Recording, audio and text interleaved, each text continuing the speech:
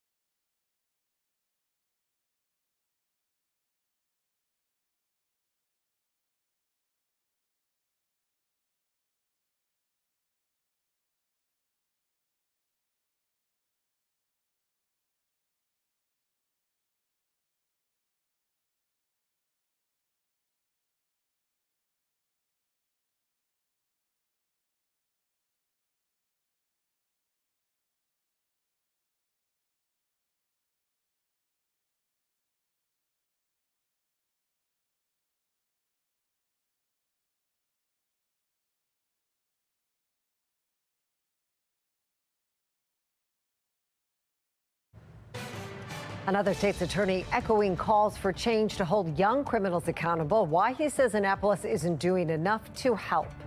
A surge in car thefts is sweeping across Baltimore, but only 3% end in an arrest. Fox 45 pressing police on why the numbers are so low. And new information about a shooting near Lansdowne Middle School. We're breaking down the latest from the investigation. Live from WBFF in Baltimore, this is Fox 45 News at 6. We are heartbroken. We are frustrated to see what our students in Prince George's County have to go through. During this dispute, a gun was shot and our victim was tragically killed. Dreams every young person should have should be lived longer than we've seen today.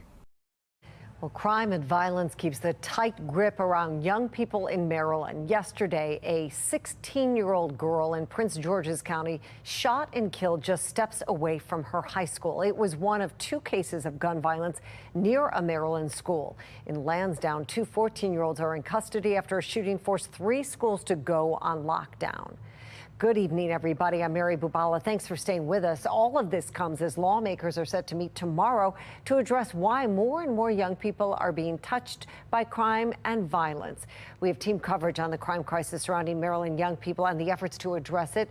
Fox 45's Mackenzie Frost has an exclusive sit-down with the Howard County State's Attorney about current juvenile justice laws. Rich Gibson is also the president of the State's Attorneys Association for Maryland, and he's echoing some of the concerns we continue to hear from prosecutors that the current juvenile justice system lacks the accountability for young offenders. 5, 8, 9. Two laws are driving a lot of frustration among the law enforcement and legal communities. New data from the Department of Juvenile Services show an increase in some crimes, like a 220% increase in gun offenses and nearly a 55% increase in stolen cars.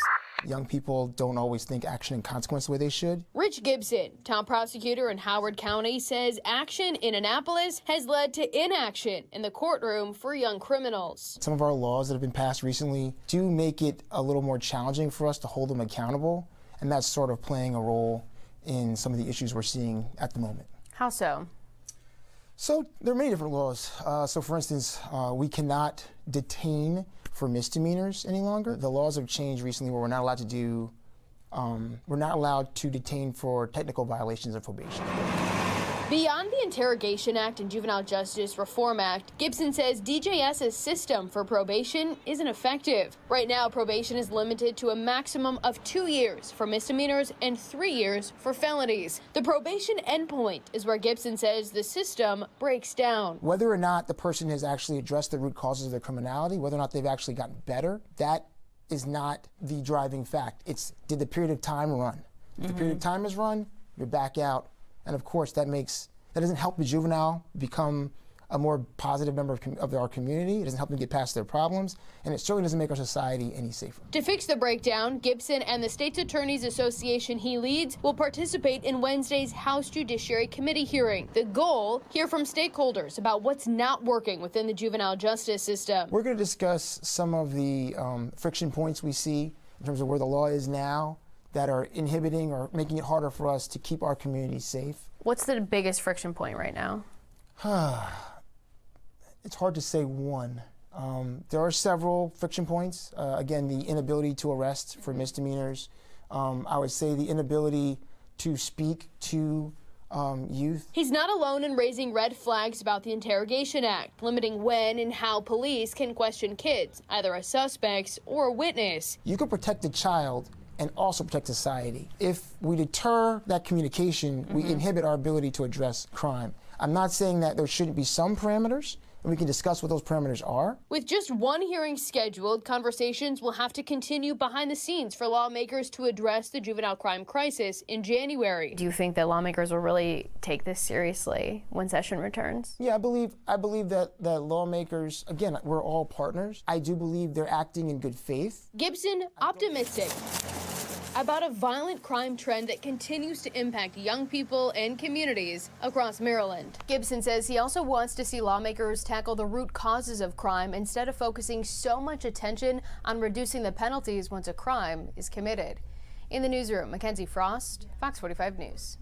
House Speaker Adrian Jones and Senate President Bill Ferguson are two of the most powerful lawmakers in Annapolis right now. If you want to make your voice heard ahead of tomorrow's hearing, we have their phone numbers right there, email addresses for you on the screen. To reach Jones, call 410-841-3800. Ferguson, very similar number, 410-841, but it's 3600.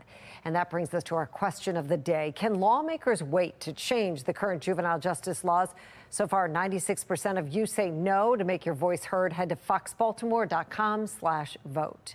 And juveniles accused of stealing cars is another problem in Baltimore City. Statistics provided by Baltimore police show young people account for half of the arrests made for that crime. The data also shows not many arrests are being made. Alexa Ashwell continues our team coverage with the numbers and what police are saying tonight. Baltimore police are now saying of the more than 7,000 auto thefts reported so far this year, that also includes attempts.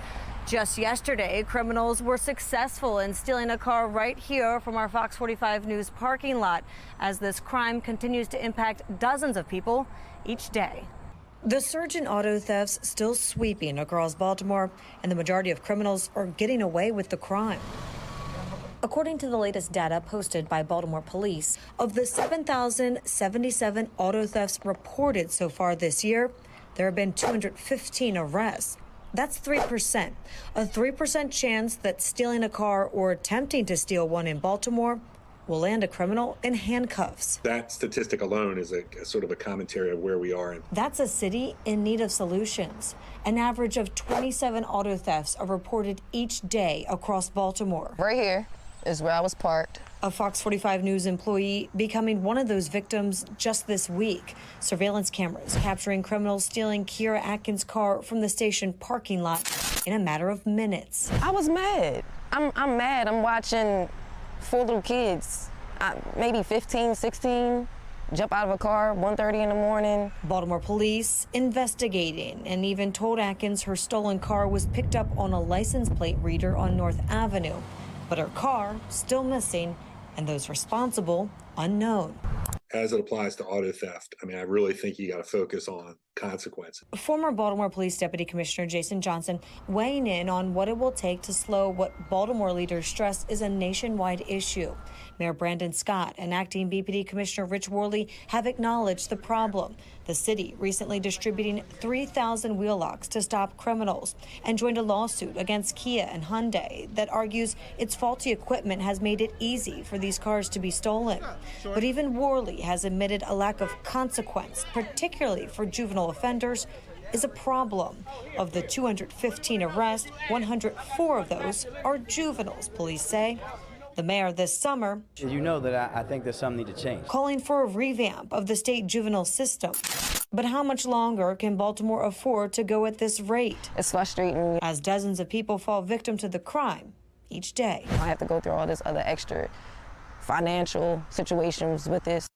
Now going back to the crime that happened right here in our Fox 45 News parking lot, anyone with any information is asked to call police. Reporting in North Baltimore, Alexa Ashwell, Fox 45 News.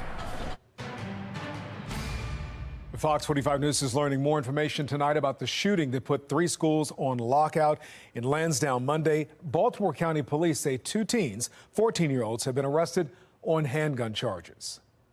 Police say those 2 teens, allegedly the shooter and the victim, are now in the hands of the Department of Juvenile Services.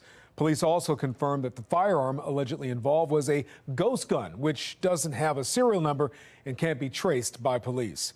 Yesterday at 2:40 p.m., officers responded to shots fired at the Lansdowne Garden Apartments. Police found a 14-year-old boy shot in the hand. That incident put Lansdowne Middle School and Lansdowne Elementary School and Riverview Elementary on a brief lockdown. A father who rushed to pick up his daughter from the school told Fox 45 News he was frustrated over what happened and knows juveniles could be involved. I don't know the circumstances of why they got into a shootout, whatever it was, but whatever it is, they should have never had access to firearms. And I don't want to hear nothing about gun control. Gun control is irrelevant. Gun control is stupid, the way they have it set up in Maryland. Criminals are going to break the law regardless. So they don't care about your laws. Fox 45's Keith Daniels is following this story. He'll bring us a full report tonight on Fox 45 News at 10 o'clock. Mary? Guy, thank you. Well, right now we are tracking our next weather maker. You're taking a live look at the Inner Harbor in Towson there on the right-hand side. Beautiful day out there, a little warm. We are expecting some storms late tonight, and it could impact your morning commute tomorrow. Meteorologist Jasmine Lomax here with a first look at our forecast. Jasmine? Thanks, Mary. And from those shots, it looks beautiful outside. Lots of sunshine, but we do have a big change coming, and it's all part of our next weather maker. You'll notice on the HD radar, we're mostly dry around the Baltimore area. We had a few showers along parts of the eastern shore, and now we're starting to see those showers move closer and closer to our state. We've got those to our west, and this is all as we track a cold front. That's what's leading to showers and storms across parts of the country. That cold front extends south. It will continue to drive east over the next several hours, and as that happens, we'll see our rain chances increase. So overnight, we're talking showers and storms. Some of them could be on the stronger side, leading to gusty winds, and there is the potential for heavy rain at times. Coming up, I'll have a closer look at the timing of the storms, and I'll let you know about the cool down to expect following the cold front and my full forecast. Back to you. Jasmine, thank you. Coming up, Apple unveiling a brand new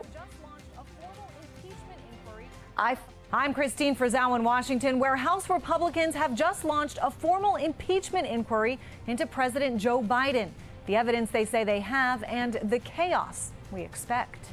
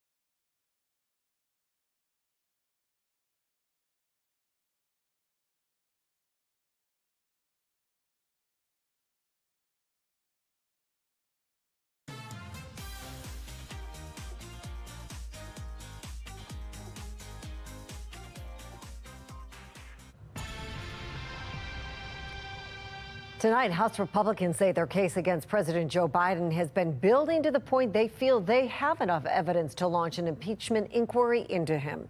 So far, their allegations of bribery and corruption have not been backed up by public evidence. And critics say the Speaker of the House is cowing to demands of a handful of conservative Republicans and of former President Trump. National correspondent Christine Frizzell is live on Capitol Hill now with the latest for us. Christine. Hey there, Mary. So this was largely expected, though not until later in the week. The thinking here tonight on Capitol Hill is that Speaker of the House Kevin McCarthy was handed a list of threats that included his job.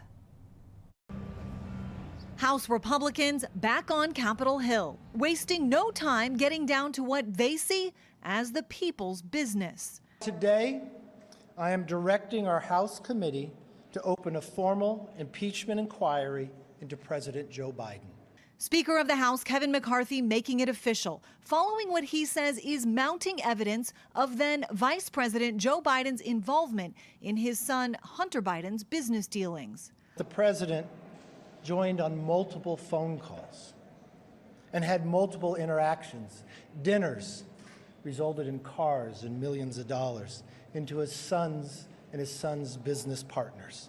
The announcement comes without a formal vote by the House, amid mounting pressure from fellow conservative Republicans, threatening to remove McCarthy from his post, and still dangling the prospect of shutting down the government if other demands are not met.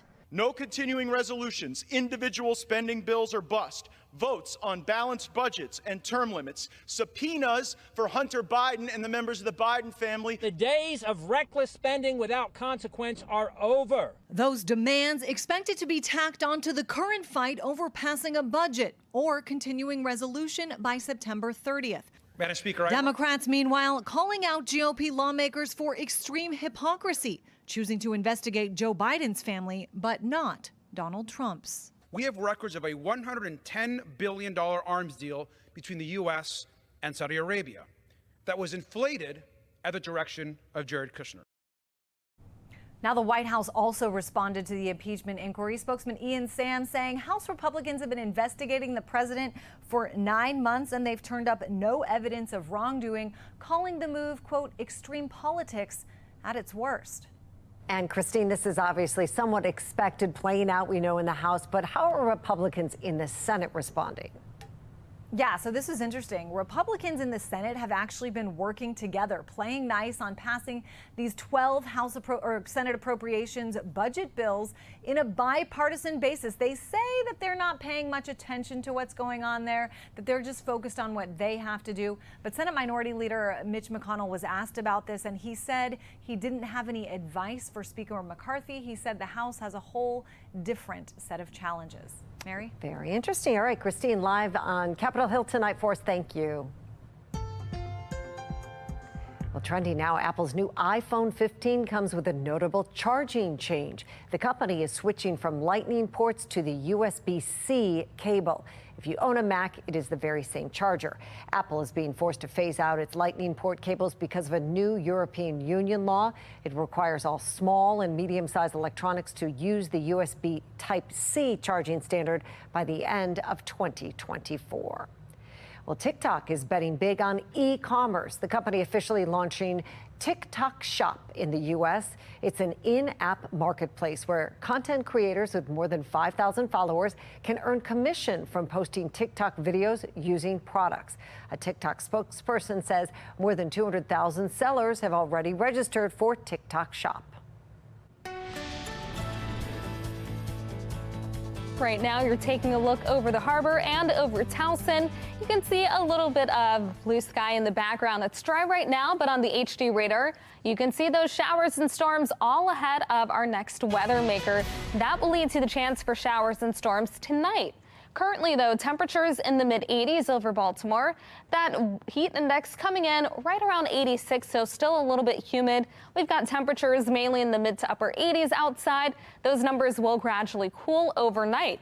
Notice on the HD radar, not too much happening around Baltimore, but as we look west, you can see those showers starting to move into parts of western Maryland. That's a part of our next system, and that's the cold front that you see on the HD radar. Taking a larger view, notice there are many areas with showers and storms extending south all ahead of this cold front. As the front continues to move east, our rain chances will increase. So we're mainly talking heavy rain and storms late tonight, and this could happen while you're sleeping. Around 11-12, we're looking at showers and storms across the area. Then we start to see those showers and storms over the eastern shore around 2-3 in the morning. We'll wake up to a few spotty showers around 7-8 o'clock, and that means that you could be driving through light rain or on some wet roads. Make sure that you're adding some extra time into your commute. The rain gradually tapers, and for the afternoon and evening, it looks good. Your commute home should be fine. But we do have the chance for more showers and storms as we head into the night. These will continue off and on, but by sunrise on Thursday, we return to that nice and dry weather. So it looks good for the morning, at least areas west of the bay. But along the eastern shore, again, starting the morning with a few showers. The rest of the day, though, looks great. Plenty of sunshine and temperatures actually below average. We're talking the 70s. We're looking at the chance for heavy rain and gusty winds. Those will be the primary threats. However, all types of severe weather are possible. Be sure to have multiple ways of receiving alerts. We'll have another chance for scattered showers and storms tomorrow, but then we stay dry over the next several days. 70 for the low temperature with showers and storms, and then tomorrow temperatures a little lower in the 80s. Again, the chance for showers and storms, but it looks great for the weekend. I'll let you know just how high the temperatures get in the exclusive 10-day forecast. Weather Window, presented by the National Weather Desk. More flooding overnight as rains continue to pound Rhode Island. Despite roads covered with several feet of water, some people tried to drive through. Firefighters rescued 25 people stranded at a shopping plaza last night. The Maine coast is calm now, but things could change as Hurricane Lee moves north. And a dragonfly photobombs this beautiful South Carolina sunrise. For more content like this, follow the National Weather Desk on TikTok. A cyber attack affecting a major national casino and resort, including its location in Maryland. Why one expert says this incident was in the making for months or longer.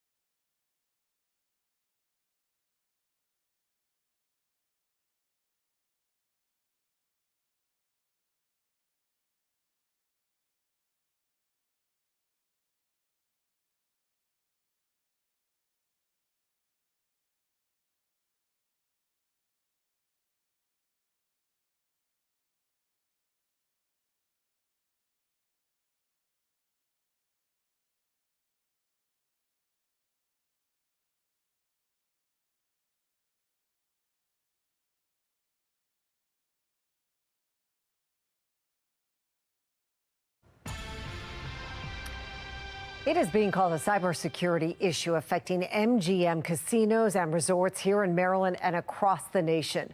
Brett Forrest with our Sinclair sister station in Las Vegas has a closer look at how extensive the shutdowns might be. This has to be costing MGM millions of dollars an hour. On Sunday, systems at MGM Resorts properties began shutting down, including slot machines, company email, the MGM website, and more. It just, throughout the day, got worse and worse and worse until we had no access at the end of the day. An MGM employee says the outage is supposedly starting about 5 a.m. Sunday morning. We agreed to grant them anonymity to speak freely. More and more of the people that were working that day just lost access to like everything. Like just throughout the day, it was like, oh, phone lines are down. Okay, scheduling's down. Okay, now workday is down. Now everything is down. In a statement, MGM Resorts simply called it a cybersecurity issue affecting some of their systems, saying they alerted law enforcement and began proactively shutting down systems to protect data. It's like with any setup, the weakest link in the system can break it down. It could be social media. All it takes is one employee to click on a link. Experts like Mac Jackson say MGM has a top cybersecurity team, but this incident exposes continued vulnerabilities. And training and education for all of our employees, because this is something that will continue as technology gets better, faster, more sophisticated. The hackers will find these ways as well. Lon Augustenborg is a former CIA operative who now runs a cybersecurity firm. Like the 2019 MGM hack that leaked personal details of over 100 million people, he says this incident could have been in the making for months or longer. You also time it at the time when it hurts them the most. Is it because it's the first day of the NFL season?